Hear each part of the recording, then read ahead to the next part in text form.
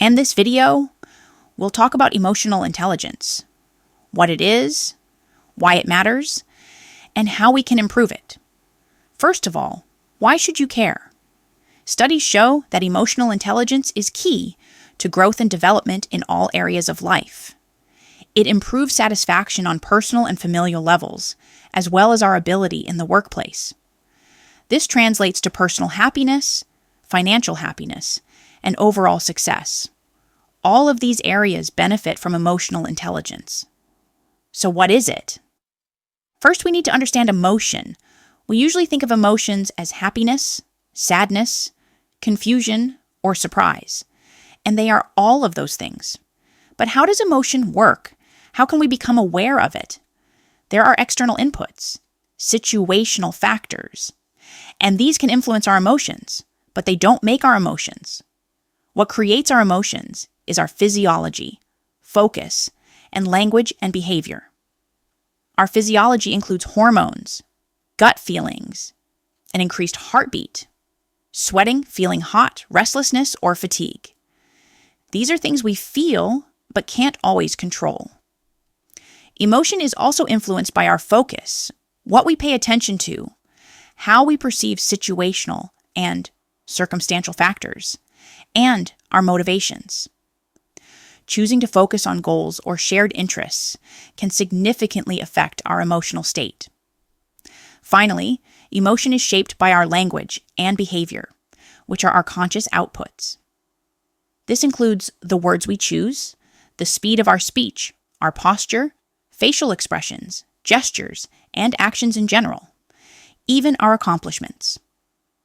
While our words and behaviors are outputs, they are also sensory inputs that inform our physiology. This is why EQ coaches emphasize the importance of mindset and consciously creating healthy habits. Now, let's bring it back to emotional intelligence.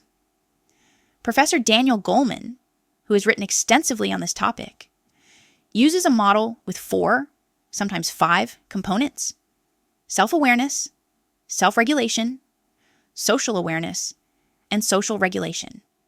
The 5th component, motivation, is often included within self-awareness to keep things simple. How do we practice these components? To practice self-awareness, we need introspection and honesty with ourselves. Understand your strengths and weaknesses. Know what makes you tick, what makes you happy, what makes you cry, what brings you joy, and what triggers you. This includes recognizing your values and motivations. Self-management is what you do with this information. It's the decision-making part of your identity and personality. This is how we practice emotional intelligence on a personal level. Our awareness and management of our focus, language, and behavior are key to unlocking our highest potential and accessing fulfillment. However, this doesn't happen in a vacuum. Nobody watching this video is likely all alone on an island. Well, probably not. What we experience and strive for happens in a social context. So, social awareness and regulation are equally important. We must balance self-awareness and self-regulation with social awareness and social regulation.